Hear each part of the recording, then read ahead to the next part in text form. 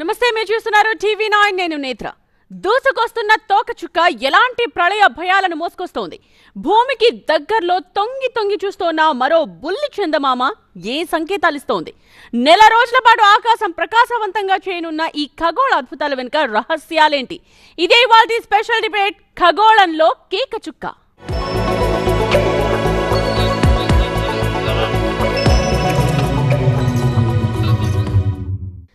ఇవాల్టి మన ఈ డిబేట్ లో పాల్గొనడానికి గెస్ట్లు వచ్చారు. సో ఒక్కొక్కరిగా నేను ఇంట్రడ్యూస్ చేస్తా వాళ్ళందరినీ. సో ముందుగా బ్రహ్మశ్రీ రాజన్ వచ్చారు, ఆధ్యాత్మికవేత్త. నమస్తే అండి. మంథా సూర్యనారాయణ శర్మ ఉన్నారు, ఆధ్యాత్మికవేత్త. అలాగే విరివింటి ఫణి శశాంక్ శర్మ ఉన్నారు, జ్యోతిష్య విద్వాన్. నమస్తే అండి. So welcome to the studio. And అలాగే శేషగిరిరావు ఉన్నారు, షార్ మాజీ డిప్యూటీ డైరెక్టర్. నమస్తే అండి. అండ్ టీవీ రావు జన విజ్ఞాన వేదిక నుండి ఉన్నారు. అండ్ మధ్యలో ప్రొఫెసర్ చెన్నారెడ్డి ఉన్నారు, డిపార్ట్మెంట్ ఆఫ్ ఆస్ట్రోనమీ. నమస్తే అండి, welcome to the studio. So మనం డిబేట్లోకి వెళ్లే ముందు అసలు తోకచుక్క అంటే ఏంటి, ఏఆర్ ద్వారా టీవీ9 స్క్రీన్ మీద మీరు చూడబోతున్నారు. సో డీటెయిల్గా నేను ఎక్స్ప్లెయిన్ చేయబోతున్నాను.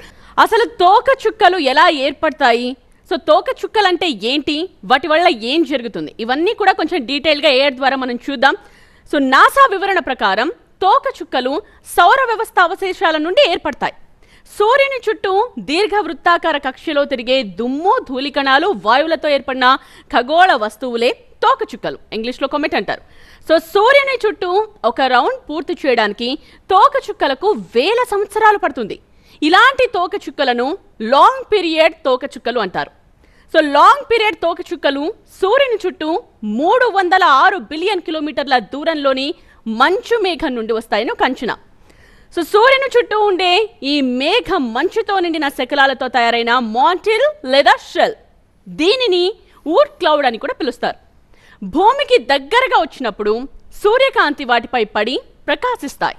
ఇప్పుడు మనం లేటెస్ట్గా చూడబోయే తోకచుక్క గురించి తెలుసుకుందాం. ఆకాశంలో అద్భుతం అంటున్నారు. దాదాపు 80,000 ఏళ్ల తరువాత ఆకాశంలో వండర్ అని చెప్తున్నారు. 80,000 సంవత్సరాల క్రితం మన పూర్వీకులు చూసిన తోకచుక్క ఇది.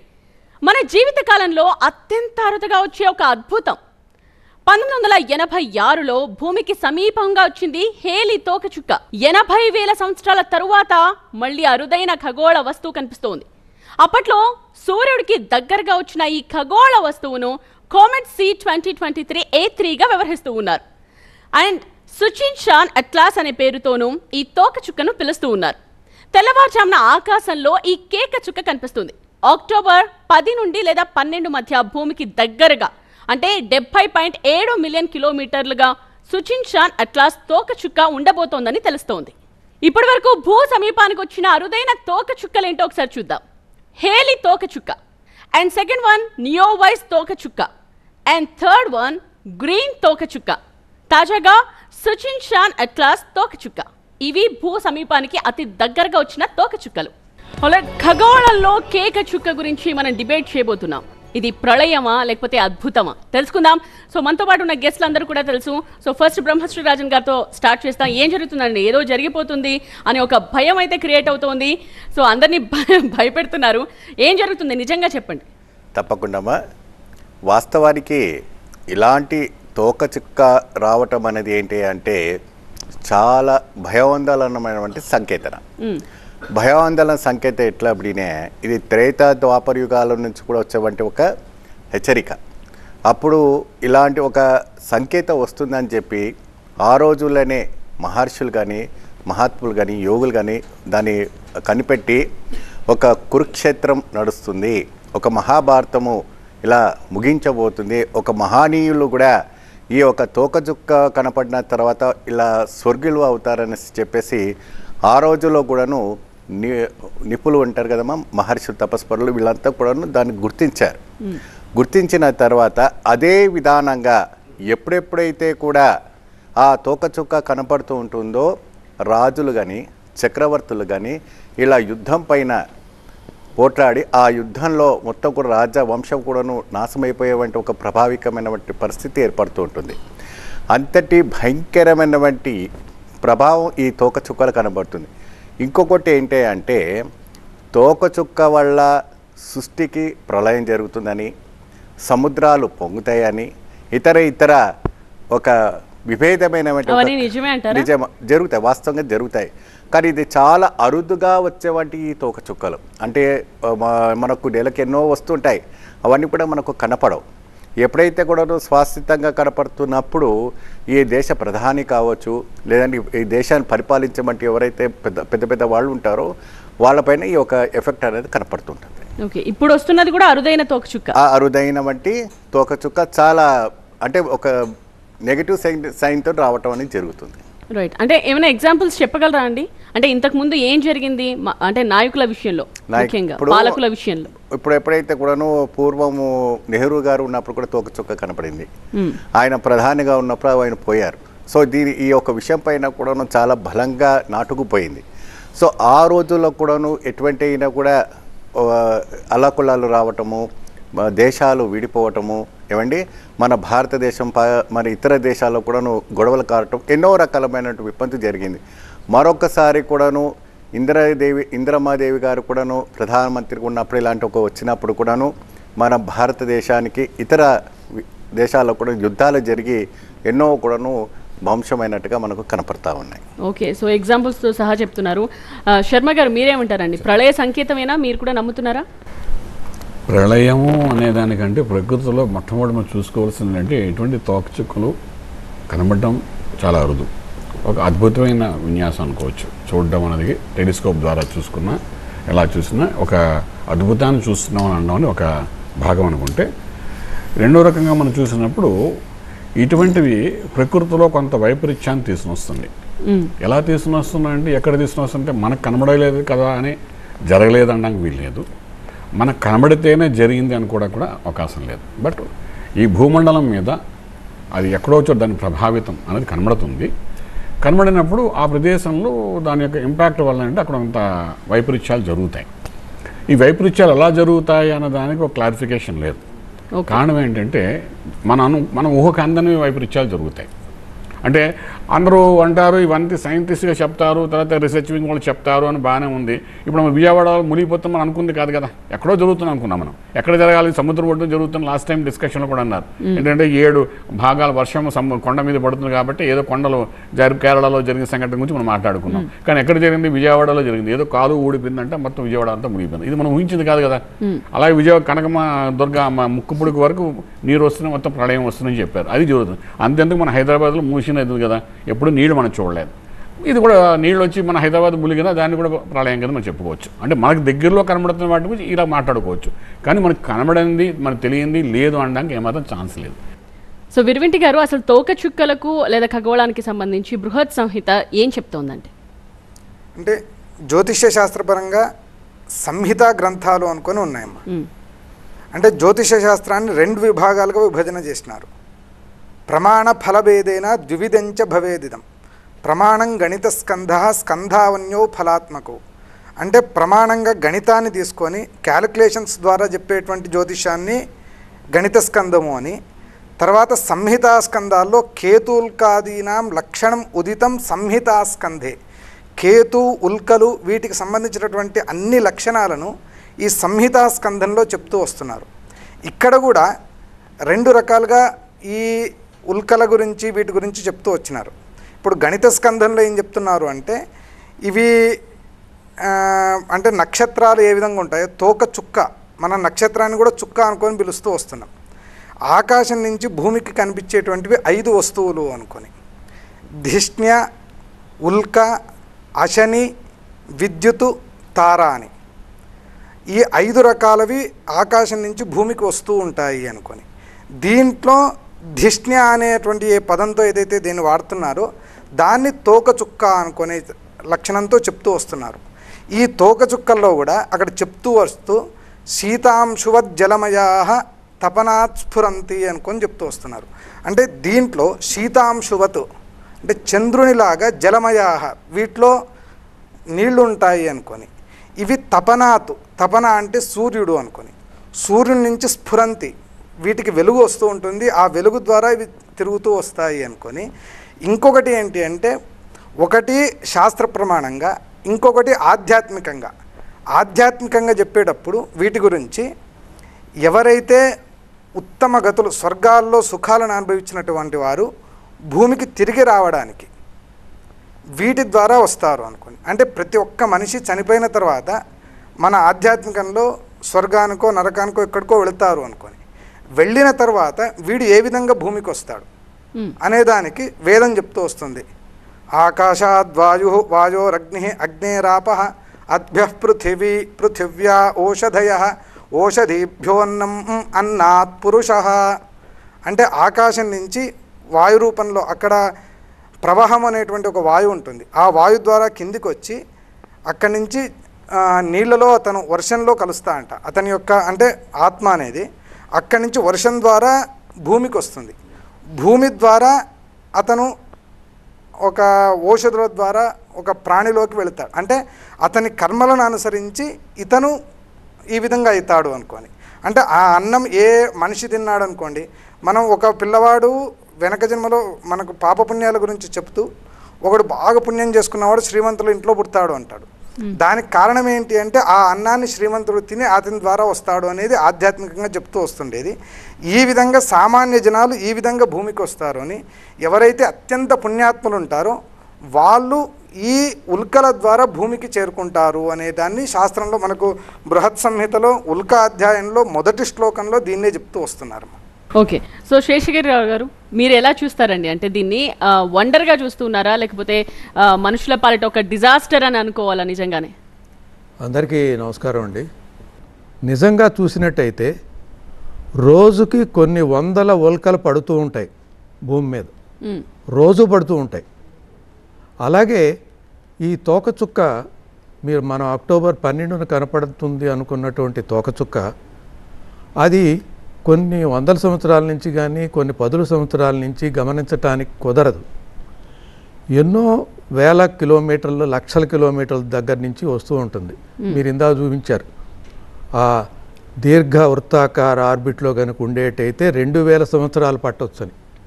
అంత దూరం ట్రాక్ చేసి కనుక్కోవటానికి మన దగ్గర ఎటువంటి రడార్స్ కానీ అవి లేవు. కాబట్టి సమీపం సూర్యమండలానికి దగ్గరగా వచ్చినప్పుడు మాత్రమే అవి ట్రాకింగ్ ద్వారా పట్టుకోవడానికి వీలవుతుంది. ఆ తర్వాత దాని కక్షని నిర్దేశించి ఆ కక్ష ఎటువైపు ప్రయాణిస్తుందో చూసి ఆ కక్ష గనక భూమికి సూర్యుడికి మధ్య దూరం 1.3 రెట్లు కనుక ఉండేటైతే అది ఈ భూమండలానికి సమీపించేటువంటి వస్తువుగా లెక్కేస్తారు. దాన్ని నియర్ ఎర్త్ ఆబ్జెక్ట్స్ అంటారు. అది 1.3 రెట్లు దూరానికన్నా దూరంగా వెళుతూ ఉంటే అది మనకు సంబంధించిన ఆబ్జెక్ట్ కాదు, ఇటు రాదు. అసలు తోకచుక్క ప్రళయ సంకేతమా? ఏం జరుగుతుంది తోకచుక్క వచ్చినప్పుడు? తోకచుక్క కనిపిస్తే యుద్ధ భయాలుంటాయంటున్నారు. మహాభారత యుద్ధానికి ముందు ఆకాశంలో తోకచుక్క కనిపించింది. మహానేతలు నిష్క్రమిస్తారనే ఒక ప్రచారం కూడా ఉంది. ఇక తోకచుక్క కనిపించినప్పుడల్లా మహా విపత్తులు సంభవించాయంటున్నారు. ధూమకేతు కనిపిస్తే సముద్రాలు పొంగుతాయన్న భయాలు కూడా ఉన్నాయి. వాళ్ళ టీవీరావు గారు ప్రళయాలు అంటున్నారు, పుట్టుకలతో సంబంధం ఉంది అని చెప్తూ ఉన్నారు. అలాగే పాలకులపై ప్రభావం చూపించే అవకాశం ఎక్కువగా ఉంది అని చెప్తున్నారు. మీరేమంటారు? ప్రభావం చూపించవచ్చు అనేది నాకు కూడా ఒక అనుభవం జరిగిందండి. ఎట్లా అంటే క్రికెట్ మన ఇండియా పాకిస్తాన్ ఆడుతున్నప్పుడు నేను చిప్స్ తింటున్నప్పుడల్లా 4 కొట్టేవాడు, మంచినీళ్ళు తాగినప్పుడల్లా 6 కొట్టేవాడు. పొరపాటు మధ్యలో నేను వాష్రూమ్కి వెళ్ళాను, వికెట్ పడిపోయింది. ఇంకా నేను వాష్రూమ్కి వెళ్ళటం ఆపేసా, ఎందుకంటే వికెట్ పడకూడదని. మొత్తానికి ఇండియా గెలిపించడానికి కారణం నేనే. ఎందుకంటే ఈ జరగడం చిప్స్ తింటుంటే 4 కొట్టారు, మంచినీళ్ళు తాగినప్పుడు 6 కొట్టారు. ఇక ఆ తర్వాత నేను వాష్రూమ్కి వెళ్తే వికెట్ పడిపోతుంది కాబట్టి వెళ్ళలేదు, కాబట్టి గెలిచారు అని ఇలా చెప్తే మీకు ఎలా ఉంటుందో అట్లనే ఉంటుంది ఇది కూడా.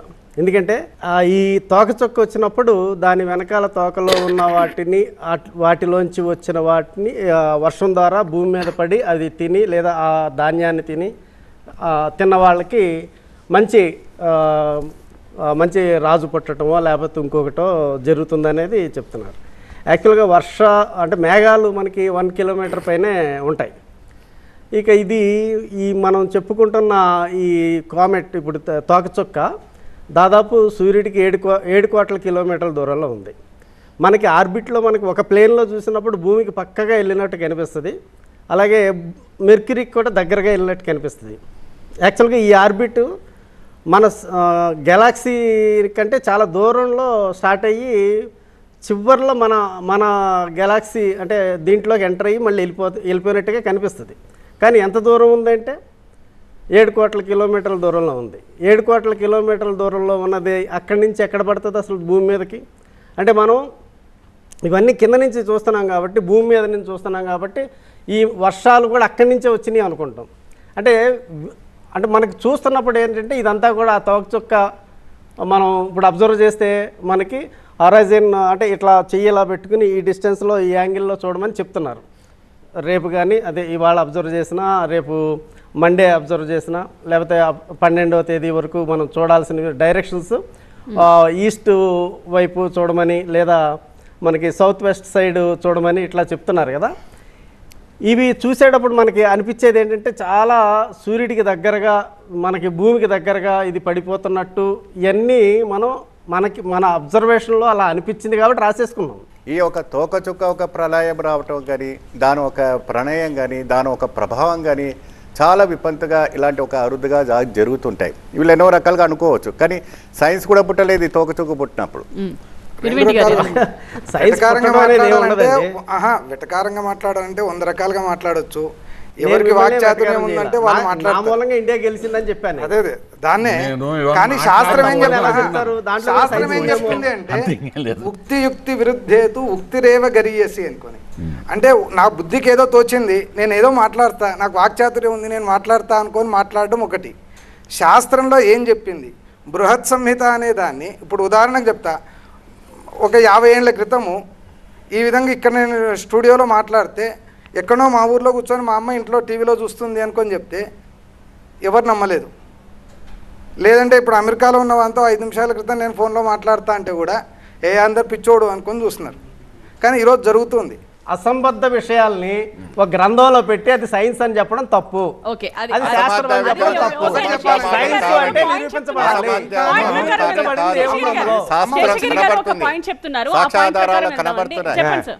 ఇట్ ఈస్ అసంబద్ధ విషయాలు కావు. ఇది సైన్స్ కూడా అర్థం కాదు. అద్భుతమైన as far as Indian heritage and age old records are concerned, we have to respect everything.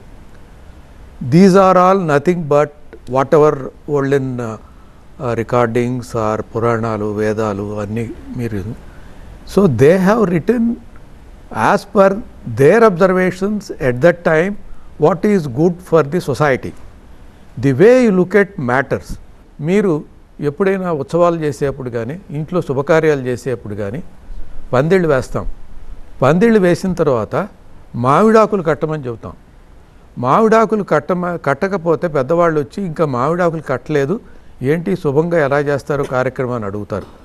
అక్కడున్న యజమాని ఏమనుకుంటాడు, శుభం కలగాలంటే మామిడాకులు కట్టాలి అనుకుంటాడు. కానీ విషయం అది కాదు.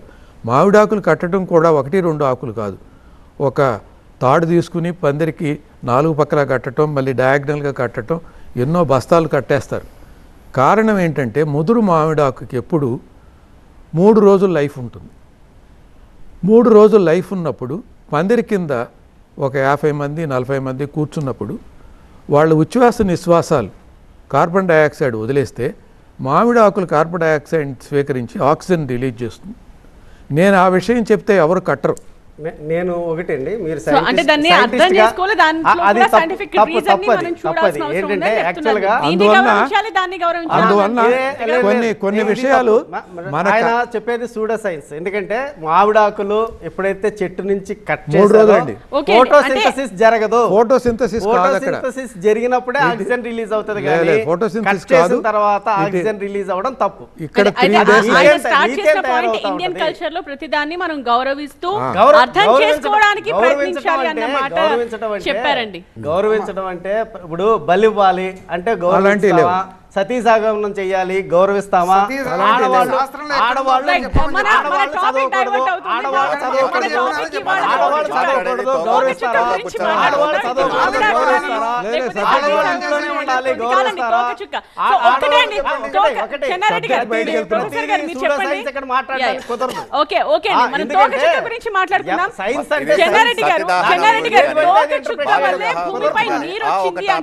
అది ఎంతవరకు కరెక్ట్ అండి? తోక తోకచుక్క వల్లే భూమిపై నీరుంది అని అంటారు, నీరు వచ్చింది అని అంటారు. ఎంతవరకు కరెక్ట్? భూమి పైన నీరు ఉండడము, జీవం పుట్టుకము డిఫరెంట్ థీరీస్ ఉన్నాయండి. అండ్ తోకచుక్కల దాంట్లో ఇందాక చెప్పుకున్నట్టుగా కర్బన సమ్మేళనాలు, ammonia, carbon dioxide, carbon monoxide, అదేవిధంగా డ్రై ఐస్ ఇలాంటి మెటీరియల్ ఉంటాయి. దానివల్ల భూమి పైన జీవం ఏర్పడడం, అంటే నీరు ఏర్పడము, జీవం ఏర్పడము అదొక థీరీ ఉంది. సో ఆ రకంగా ఏర్పడింది. అండ్ మనకు కంప్లీట్గా ఇప్పటి వరకు కూడా తెలియదు అదొకటే కరెక్ట్ థీరీ అంటే మనం ఎస్ అనలేదు. వచ్చింది అనేది ఒక హైపోథసిస్, ఒక థీరీ, ఒక సిద్ధాంతం మాత్రమే. ఇంకా దాంతో పాటు వేరే సిద్ధాంతాలు ఉన్నాయి, అదొక సిద్ధాంతము. అండ్ ఇప్పటి వరకు దాన్ని ఎస్ కరెక్టా లేదా రాంగా అనే చెప్పే ఇలాంటి కాంక్రీట్ ఎవిడెన్సెస్ లేదు. బట్ మనకున్న నాలెడ్జ్ ప్రకారం అలా చెప్పారు. Maybe it is one of the theories. Okay, so Virivinti గారు మీరేమంటారండి? తోకచుక్క వల్ల నీరు ఉందంటారా భూమి మీద? బృహత్ సంహితలో నేను ఇంతకుముందు కూడా మీకు రిఫరెన్స్ ఇచ్చాను. బృహత్ సంహితలో శీతాంశువత్ జలమయాహ అంటే వీటిలో నీళ్లు ఉన్నాయి అనుకొని అదే బృహత్ సంహితలో చెప్పింది.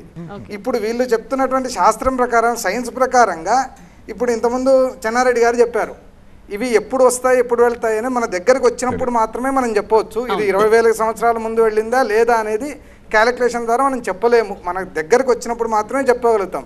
అదే విషయాన్ని ఇక్కడ సంస్కృతంలో చెప్పినారు. ఈ సంస్కృతంలో చెప్పిన దాన్ని మాత్రం ఈ అజ్ఞాన వేదిక వాళ్ళకు దీని ఇది సరిపోదు.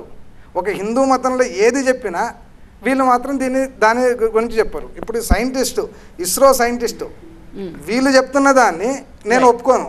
అంటే ఒకటి సైంటిస్ట్ గా చెప్పండి నేను ఒప్పుకుంటా, హిందూ ఆచారంగా చెప్పండి నేను ఒప్పుకోను. మీరు రాసిన దాంట్లో, మీరు చెప్పుకునే దాంట్లో శ్లోకం రూపంలో హీలియోస్ గురించి చెప్తున్నారు. అసలు మీ జ్యోతిష్యం వచ్చిందే అటు గ్రీకులు ఆ పదం గ్రీక్ పదం, ఆ గ్రీక్ పదం అసలు ఈ సంస్కృతం ఎక్కడి నుంచి వచ్చింది, ఈ జ్యోతిష్యం ఎక్కడి నుంచి వచ్చింది, ఈ వాస్తు ఎక్కడి నుంచి వచ్చింది, దీని ఆధారాలు కూడా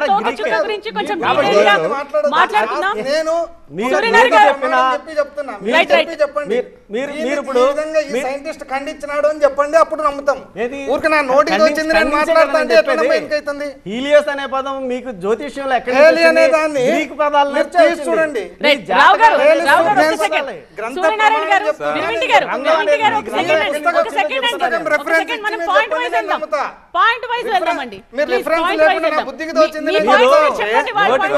అజ్ఞాన వేదిక ఇలాంటివి మాట్లాడితే కుదరదండి. మీ అజ్ఞానాన్ని బయట పెట్టుకోకూడదు, మీ అజ్ఞానాన్ని బయట పెట్టుకోకూడదు. ఎవరు మీరు చెప్తే అపోహలు ఉన్నాయి, విశ్వాసాలు ఉన్నాయి. అసలు తోకచుక్క వెనుక అసలు నిజాలేంటో తెలుసుకునే ప్రయత్నం మనం చేస్తున్నాం డిబేట్ లో. అసలు తోకచుక్కల అధ్యయనం ఎందుకు చేస్తారు చూద్దాం మనం డీటెయిల్ గా. సో సౌర వ్యవస్థ ఏర్పడటానికి సంబంధించిన సమాచారాన్ని ఈ అధ్యయనం చేయడం వల్ల పొందవచ్చు. తోకచుక్కల నుండి విశ్వంలోని అనేక రహస్యాల్ని మనం తెలుసుకోవచ్చు. అలాగే తోకచుక్కల తోక అవశేషాలు కొన్నిసార్లు విడుదలవుతూ ఉంటాయి. మరి భూమి అవశేషాల గుండా వెళుతున్నప్పుడు ఒక ఉల్కాపాతం కనిపిస్తుంది. అండ్ తోకచుక్క గ్రహాన్ని లేదా భూమిని ఢీకొంటుందా అనే సమాచారం తెలుస్తుంది. కామెట్ కక్ష అధ్యయనం అంటారు, అంటే ఆర్బిట్ స్టడీ ద్వారా తెలుస్తుంది అనమాట. సో తోకచుక్కల కారణంగానే నీరు భూమికి చేరుకుందని, ఆ తరువాత దాని నుండి జీవం పుట్టిందనే వాదన కూడా ఉంది. సో ప్రొఫెసర్ చిన్నారెడ్డి గారు అసలు ఆ తోకచుక్కల స్టడీ గురించి మనకు వివరిస్తారు సార్ ప్లీజ్. అంటే చైనీస్ అరేబియన్ కాలంలో అప్పుడు తోకచుక్కలు అప్పటి నుంచి కూడా ఉండేవి కాబట్టి అప్పుడు వాళ్ళు ఏమనుకునేవారు, ఎలా ఉండేవి ఏంటి అని కొంచెం డీటెయిల్గా వివరిస్తారంటే? తోకచుక్కలు అనేది ఒక అద్భుతమైన ఖగోళ ప్రక్రియ. మనకు వేదకాలం నుంచి, ఋగ్వేద కాలం నుంచి తోకచుక్కలు వస్తూ ఉన్నాయి. సో ఇలాంటి తోకచుక్కల విషయము మనము ఏన్షియంట్ లిటరేచర్లో చూడొచ్చు. మన ఏన్షియంట్ లిటరేచర్లో ఓన్లీ వర్డ్ ఒక పదం మాత్రమే చెప్పారు, అంటే కేతు, ధూమకేతు అని ఒక పదం మాత్రమే చెప్పారు. బట్ మనకు కాంక్రీట్గా ఒక ఇమేజ్ అనేది మనకు సెకండ్ బీసీ చైనీస్ రికార్డ్స్లో మాత్రమే దొరుకుతుంది. ఇక్కడ చూసినట్టయితే వాళ్ళు సిల్క్ బుక్లో ఇమేజెస్ డ్రా చేశారు. సో ఇలాంటివి మనకు సెకండ్ బీసీ చైనీస్ సిల్క్ బుక్లో దొరుకుతాయి. అదే రకంగా మనము అరేబియన్ రికార్డ్స్లో కూడా, అరేబియన్ రికార్డ్స్లో వాళ్ళు క్లాసిఫై చేశారు. అండ్ ఈ క్లాసిఫికేషన్ అనేది ఓన్లీ అగైన్ అని నేను చెప్తున్నాను, ఓన్లీ బ్రైట్ ఆబ్జెక్ట్స్, ఓన్లీ బ్రైట్గా, వెరీ బ్రైట్గా ఉన్నాయి మాత్రమే వాళ్ళు కంటి దృష్టితోటి నేకెడ్ ఐ తోటి చూసారో వాటిని ఐడెంటిఫై చేసి వాళ్ళు సమ్ సార్ట్ ఆఫ్ అనే రికార్డింగ్స్ అనేది చూపించారు. తర్వాత హేలీ అనే అతను మాత్రమే మనకి కామెట్స్ ఆర్బిటల్ పాత్ తీసుకుంటాయి, ఎలిప్టికల్ ఆర్బిట్ పాత్ తీసుకుంటాయి, ఒకసారి భూ వాతావరణంలోకి వచ్చి మళ్ళీ వెళ్ళిపోతాయి అని చెప్పాడు ఎడ్మండ్ హేలీ. మొదటిసారిగా 1705లో కామెట్ ఐడెంటిఫై చేసి అండ్ ఈ కామెట్ సేమ్ రిపీటెడ్గా వస్తుంది అని చెప్పాడు. అండ్ దాన్ని టైం కూడా పీరియడ్ కూడా ఇచ్చాడు 76 years. అందువల్లనే మనం ఈ కామెట్కు ఎడ్మండ్ హేలీ కామెట్ అని చెప్తాం.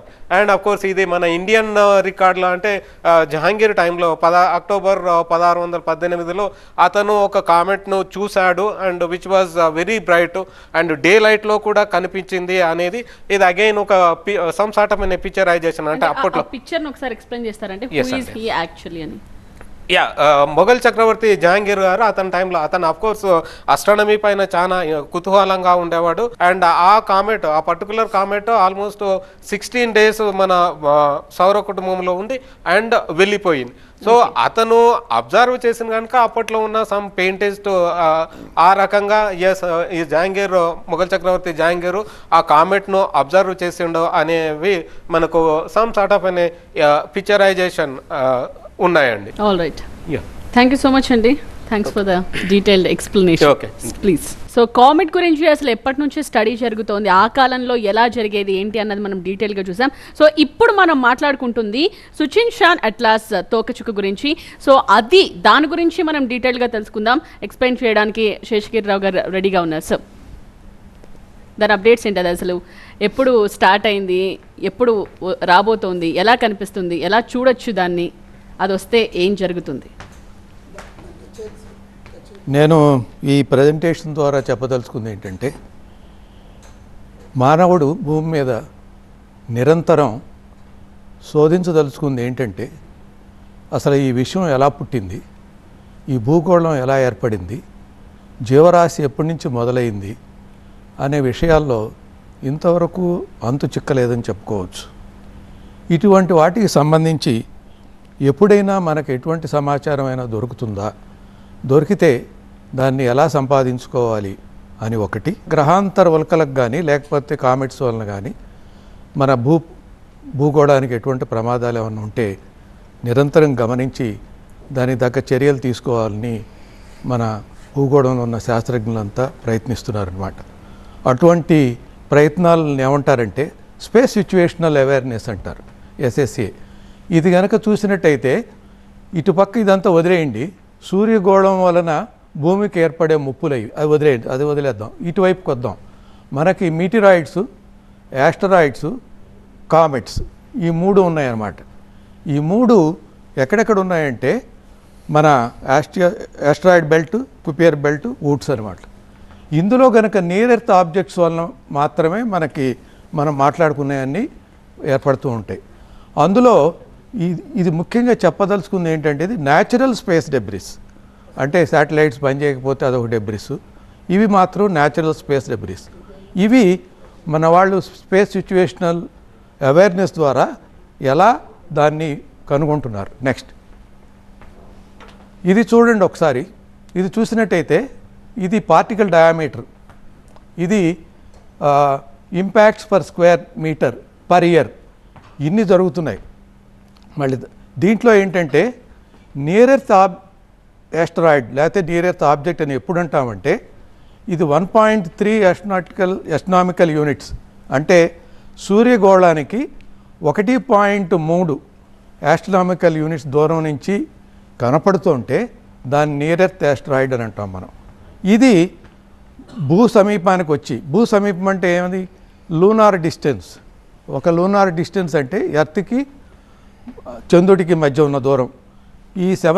ఈ లూనార్ డిస్టెన్స్ దగ్గరకు వచ్చినప్పుడు అది కనుక 140 మీటర్లు దాటి ఉంటే ఇది పొటెన్షియల్లీ హెజార్డస్ యాస్టరాయిడ్. దాన్ని భూగోళానికి గుద్దుకోవటానికి కానీ అతి దగ్గరగా పోవటానికి కానీ ఆస్కారం ఉందన్నమాట. కాబట్టి ముఖ్యంగా గమనించేది ఏం గమనిస్తారు, NEOs అండ్ PHOs. నెక్స్ట్ ఇక్కడ కనుక చూసినట్టయితే మనం ఇందాక అనుకున్నాం లాస్ట్ 30 daysలో 2 దగ్గరగా వచ్చినాయి.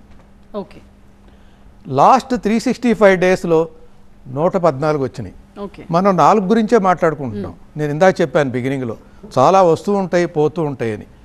ఈ విధంగా చూసుకుంటే దాదాపు ఎన్ని ఉన్నాయి అనుకుంటే ఇక ఇంత 9 డిజిట్లు ఉన్నాయి. అంత ఉన్నాయన్నమాట. వీటిల్లో చూసారా గత సంవత్సరంలో 114 వచ్చినాయి. ఇవి ఎప్పుడు వస్తాయి అనేది ఈ మాత్రం డిస్టెన్స్కి వస్తే కానీ మనం పట్టుకోలేము. నెక్స్ట్ ఓకే, ఇదేంటంటే ఇక్కడ ఎప్పటి నుంచి డిస్కవరీ మొదలెట్టారు కనుక చూసినట్టయితే దాదాపు ఇక్కడి నుంచే ఉంది 1990 తర్వాత. అంతకుముందు 1, 2 ఉంటాయి. ఈ స్కేల్ 10,000 కాబట్టి మీకు కనపడదు. ఇది కనుక చూసినట్టయితే ఈ డార్క్ అంటే మనకు ఎన్ని కనపడినాయి అని చెప్పేది.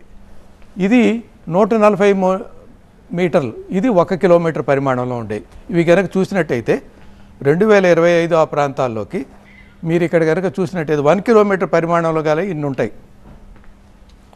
తర్వాత 140 మీటర్ల పరిమాణంలో కానీ ఇన్ని ఉంటాయి. ఇవి ఇలా దగ్గరకు వచ్చినప్పుడు లూనార్ డిస్టెన్స్ దగ్గరకు వచ్చినప్పుడు కానీ లేదా 1.3 ఆస్ట్రానామికల్ యూనిట్ దగ్గరకు వచ్చినప్పుడు కానీ నియర్ ఎర్త్ ఆబ్జెక్ట్స్ అంటాం.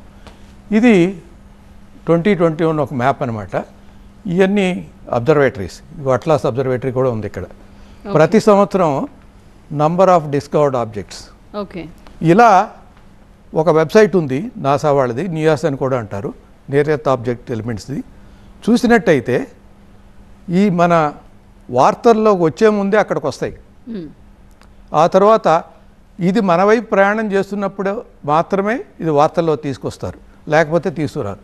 ఇది ఒకసారి చూడండి. సేఫ్ క్లోజ్ అప్రోచ్ చూసినట్టయితే ఇది 29th జూన్ 2024 ఒకటి వచ్చింది. అలాగే దాని మ్యాగ్నిట్యూడ్ ఇది దాదాపు ఎంత దగ్గరకు వచ్చిందంటే 2,90,000 కిలోమీటర్ల దూరం. నెక్స్ట్ ఇది ఇలా ఒక మ్యాప్ అందజేస్తారు ఆ వెబ్సైట్లో. ఇది చూసారా, ఇది 2012లో రాబోయేది, ఇది 2010లో వచ్చింది, 2005లో వచ్చింది, పాతది ఇది. కాబట్టి ఇది 2029లో రాబోయేది. కారణం ఏంటంటే దీనికి పిరియాడిసిటీ ఉంది.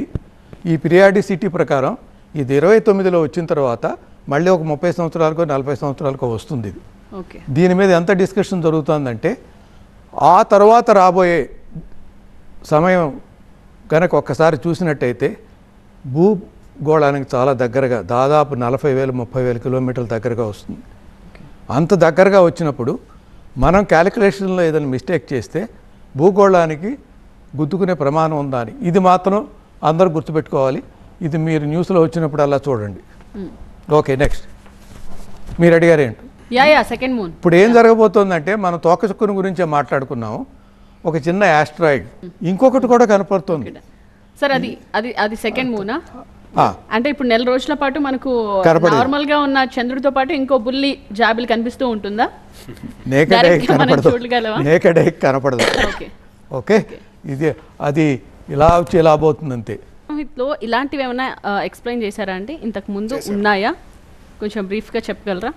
ఇక్కడ అంటే వాటి వర్ణాన్ని, వాటి దిక్కు ద్వారా జరిగేది, అవి మన ఏ ప్రాంతం ద్వారా మనకు అంటే దృష్టి గోచరంగా అవుతున్నాయో. ఇప్పుడు గ్రహణాలను కూడా, ఇప్పుడు అమెరికాలో గ్రహణం జరిగిందంటే భారతదేశంలో దాని ఎటువంటి ఫలితాలు ఉండవు. ఎక్కడైతే చర్మచక్షువులకు అవి కనిపిస్తాయో ఆ ప్రాంతంలో మాత్రమే ఈ చెడు అనేది జరుగుతూ వస్తుంది అనుకుని. దీని గురించి మహాభారతంలో కూడా భీష్మ పర్వంలో 3వ అధ్యాయంలో చెప్తూ వచ్చినారు. వేదవ్యాస మహర్షి గారు ధృతరాష్ట్రునికి చెప్తూ వస్తున్నారు, ఇప్పుడు నాకు తోకచుక్క కనిపించింది, ఈ సమయంలో ఇప్పుడు మీరు యుద్ధానికని వెళ్తున్నారు, ఇది చాలా జన సంక్షోభాన్ని గురి చేస్తూ వస్తుంది, అందువల్ల ఈ టైంలో మానుకోవడం మంచిది అనుకొని. అదే సమయంలో అదే మహాభారతంలో బలరాముడు తీర్థయాత్రకు వెళ్తూ ఉంటాడు. తీర్థయాత్రకు వెళ్తున్నప్పుడు ఈ తోకచుక్క కనిపిస్తూనే ఇక్కడ నా దేశంలో ఏదో చాలా పెద్ద సంక్షోభాలు జరుగుతున్నాయి అనుకొని చెప్పి ఆయన తీర్థయాత్రను అర్ధాంతరంతంగా ముగించుకొని వస్తాడు. వచ్చేసరికి అక్కడ కురుక్షేత్ర సంగ్రామం అంతా జరిగిపోయి అక్కడ సకల రాజులందరూ కూడా సంహారం జరిగింది అనుకొని మనకు మహాభారతంలో దీని గురించి తెలుస్తూ వస్తుంది. అంటే వాటి వర్ణము, తర్వాత వాటి ప్రమాణం ఎంత ఉంటుంది అంటే దీంట్లో చెప్తూ వచ్చినారు. ఇన్ని తోకచుక్క స్టార్టింగ్ నుంచి ఎండింగ్ వరకు మనకు ఇంత కనిపిస్తూ వస్తుంది, ఇన్ని కిలోమీటర్ల దూరంగా ఇది కనిపిస్తూ వస్తుంది. ఇటువంటి ప్రతి ఒక్క విషయాలను కూడా ఈ బృహత్ సంహితలో కేతు ఉల్క, మళ్ళీ ధూమకేతు అనేది వేరే. కేతువులు అవి కూడా వందల రకాలుగా ఉన్నాయి. వాటి గురించి ధూమకేతు గురించి చెప్తూ వచ్చి ఉల్కాపాతాల గురించి కూడా బృహత్ సంహితలో చెప్తూ వచ్చారు. ఓకే అండి. సో సూర్యనారాయణ శర్మ గారు, సో దాని రంగు, దాని దిక్కు, వీటన్నిటిని బేస్ చేసుకుని డిసైడ్ చేస్తాం ఏం జరుగుతుంది, ఎక్కడ జరగచ్చు చెడు అని అంటున్నారు. ఇప్పుడు వచ్చే ఈ అట్లాస్ తోకచుక్క వల్ల ఏం జరుగుతుందని మీరు యాజ్ అ జ్యోతిషుడు చెప్తున్నారు? ఇప్పుడు దానికంటే ముందు 2 నిమిషాలు శాస్త్రం గురించి చెప్పాలమ్మా. శాస్త్రం ఏదైతే ఉందో త్రేతాయుగం ద్వాపరయుగం నుంచి ఇప్పుడు ఆయన మాట్లాడారు, అంతకు ముందు నుండి ఉన్న శాస్త్రంలో ఉన్నదేంటో అప్పుడు అది వివరంగా చెప్పలేకపోయినప్పుడు దాంట్లో నుండి పుట్టుకొచ్చింది ఈ సైన్స్.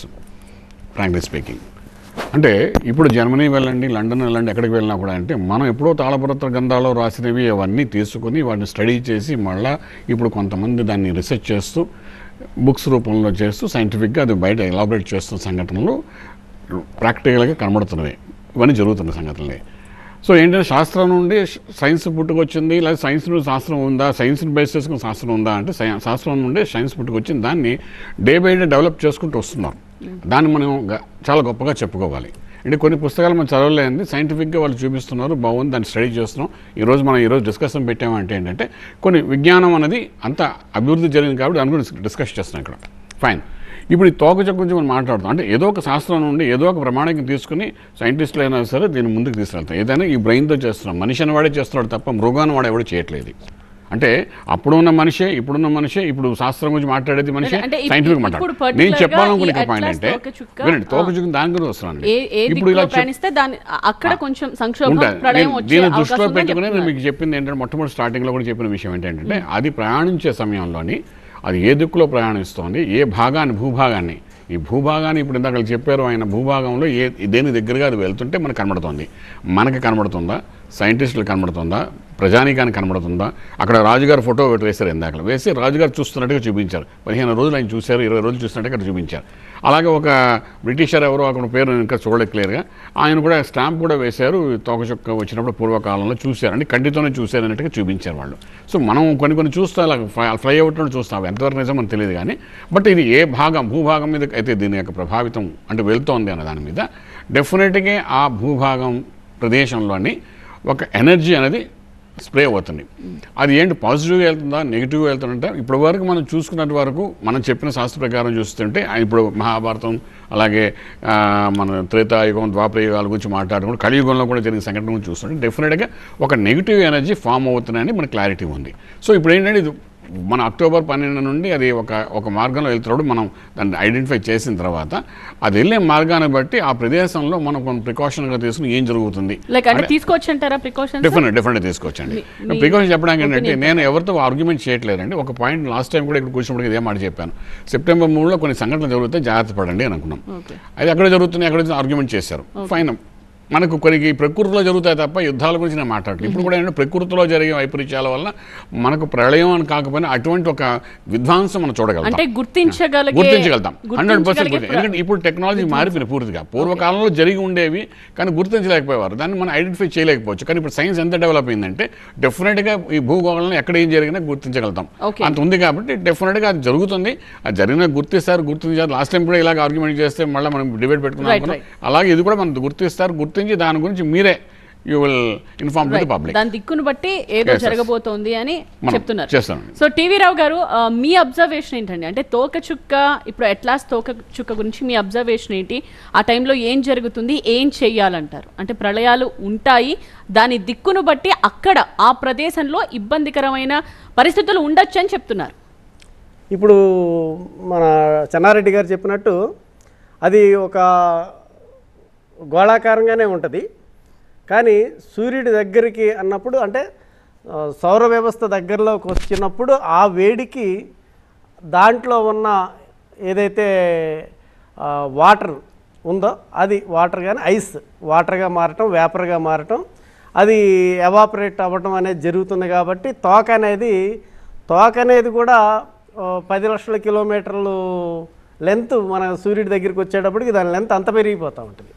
కాబట్టి మనకి ఈ సన్ రేస్ అంటే సన్ రేస్ ఆ అణువుల మీద పడినప్పుడు వచ్చిన రిఫ్లెక్షన్ తోటే మనం, అది స్వయం ప్రకాశం కాదు కానీ ఆ రిఫ్లెక్షన్తో మనం చూడగలుగుతాం.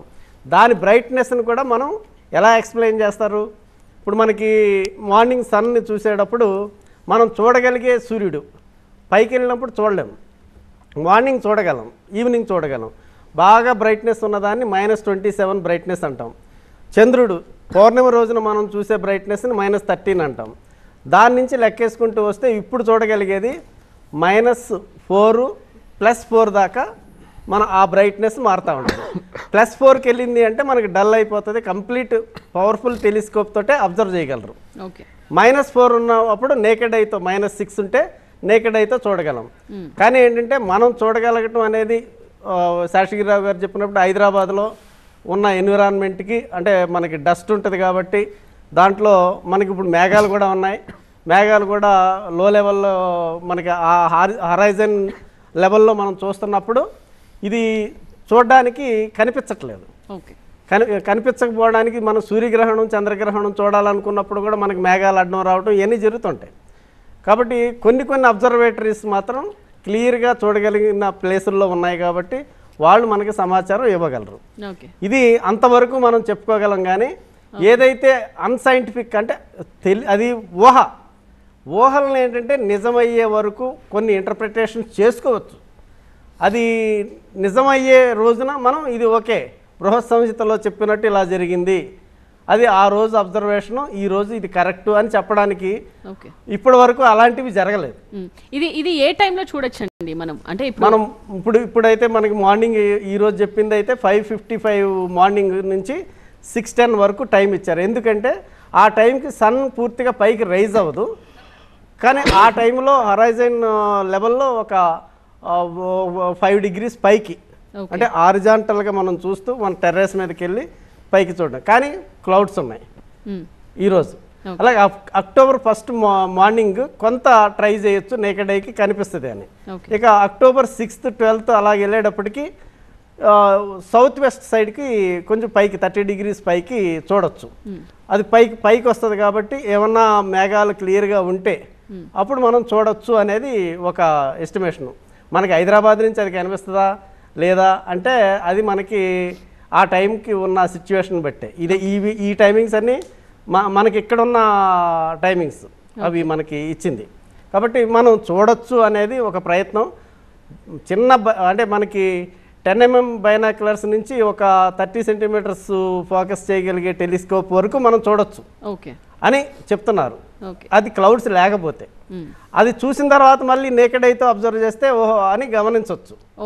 అది డైరెక్ట్ నేకెడ్ ఐ కనిపించేది -4 బ్రైట్నెస్ ఉన్నప్పుడు. అంటే మనకి పౌర్ణమి రోజు చంద్రుడు కనిపించే దాంట్లో 1/3 బ్రైట్నెస్ ఉన్నప్పుడు మనం చూడగలం. తర్వాతదంతా కూడా టెలిస్కోప్ వ్యవహారమే. ఈ నక్షత్రాలలో ఈ ఉల్కాపాతం మనకు జరుగుతూ ఉంటే ఈ నక్షత్రాల్లో పుట్టినటువంటి వాళ్లకు ఈ విధంగా అయితూ వస్తుంది అనుకుని బృహత్ సంహితలో దాని గురించి కూడా చెప్పినారమ్మా. ధ్రువ సౌమ్యేషు నృపాణం అగ్రేషు సదారుణేషు చౌరాణం ఉల్కాహతేషు యువతీనాం అనుకొని ఈ అంటే పూర్వ ఫల్గుని పునర్వసు ధనిష్ట మూల ఈ నక్షత్రాల వలన ఆ ప్రాంతంలో ఉండేటువంటి యువతుల మీద దీని ఎఫెక్ట్ పడుతూ వస్తుంది అని. అదేవిధంగా పుష్యమి స్వాతి శ్రవణ నక్షత్రాలలో ఉల్కాపాతం జరిగినచో క్షత్రియులకు అంటే ఎవరైతే రాజులుగా ఉంటారో వాళ్ళ మీద దీని ప్రభావం జరుగుతూ వస్తుంది అని. ఇంకా కొన్ని నక్షత్రాల్లో జరిగినప్పుడు దొంగలు ఎవరైతే ప్రజలను హింసిస్తూ బతుకుతుంటారో వాళ్ళ మీద ఈ ప్రభావం జరుగుతుంది అని. ఈ నక్షత్రాలు ఈ రాశుల్లో ఈ ఉల్కాపాతం జరిగినప్పుడు ఇటువంటి ఫలితాలు ఆ దేశంలో కనిపిస్తూ వస్తాయి అనుకొని శాస్త్రంలో చెప్తూ వచ్చింది. తర్వాత ఇంకోటి ఏమంటే ఈ ఉల్కా అనే దాన్ని 45 రోజుల కాలం మనకు కనిపిస్తూ వస్తుంది అనే దాన్ని కూడా బృహత్ సంహితలో చెప్తూ వచ్చారు. Okay, super. చెన్నారెడ్డి గారు, ఇది డైనోసార్స్ ఈ తోకచుక్క పడ్డం వల్లే అంతమైంది అని ఒక మాట అంటూ ఉంటారు, అది నిజమేనా? అంటే అవునండి, అంటే డైనోసార్ ఎక్స్టింక్షన్ అనడానికి డిఫరెంట్ థియరీస్ ఉన్నాయి. అంటే మనకు భూమి ఉంది, భూమి వాతావరణం ఉంది. ఒకసారి అది ఆస్ట్రాయిడ్ కావచ్చు, లేదా కామెట్ కావచ్చు, ఆర్ బిగ్ సైజ్ మెటరైట్ కావచ్చు. భూమిని హిట్ చేసినప్పుడు, భూమి వాతావరణంలోకి భూమిని బలంగా గుద్దినప్పుడు భూమి పైన ఉన్న అంటే గ్యాస్ అండ్ డస్ట్ అంతా ఎజెక్ట్ అయిపోయి భూమి పైన సూర్యకాంతి పడలేదు. సూర్యకాంతి కొన్ని రోజుల వరకు కొన్ని సంవత్సరాల వరకు సూర్యకాంతి పడకపోవడంతో అక్కడ మొత్తం ఐస్ ఫార్మేషన్ అయింది. ఐస్ ఫార్మేషన్ అయినప్పుడు జీవము కొనసాగడానికి వాతావరణ పరిస్థితులు అనుకూలంగా లేవు కనుక అప్పట్లో ఉన్న జీవము పూర్తిగా అంతరించిపోయింది అనేది అదే డైనోసార్ ఎక్స్టెన్షన్కు అదొక థియరీ, అదొక సిద్ధాంతం చెప్తారు. అదే రకంగా డిఫరెంట్ థియరీస్ ఉన్నాయి. ఆల్రెడీ అండి, thank you so much. So ప్రళయానికి సంకేతం అని మీరు చెప్తూ ఉన్నారు, బట్ సైంటిస్టులు ప్రొఫెసర్స్ మాత్రం ఖచ్చితంగా ఇది ఒక అద్భుతం, ఎక్సైటెడ్గా ఇంట్రెస్టెడ్గా చదివితే చూస్తే కనుక దాని గురించి ఇంకా ఎన్నో రహస్యాలు తెలుస్తాయని చెప్తున్నారు. సో మొత్తానికి ఖగోళంలో ఎన్నో రహస్యాలు ఉంటాయి, ఇంకెన్నో అంతుచిక్కని విషయాలు కూడా ఉంటాయి. సో అక్కడ తోక ఇక్కడ కేక పెట్టిస్తుంది అనమాట. సో ఇది వండరా మనిషి పరిట బ్లండరా అన్న అంశంపై నిపుణులు తమ అభిప్రాయాలు వ్యక్తం చేశారు. ఏదైనా 80,000 ఏళ్ల తరువాత గొప్ప అద్భుతానికి మనం సాక్షి అయ్యామని మాత్రం చెప్పచ్చు. సో అట్లాస్ తోకచుక్క ప్రకాశవంతంగా కనిపించే అక్టోబర్ 12 కోసం ప్రపంచమంతా ఎదురు చూస్తోంది. సృష్టి రహస్యాలను తెలుసుకోవడానికి ఇలాంటి తోకచుక్కలపై అధ్యయనం జరగాల్సిన అవసరం ఎంతైనా ఉంది. ఇది వాటి స్పెషల్ డిబేట్. చూస్తూనే ఉండండి TV9.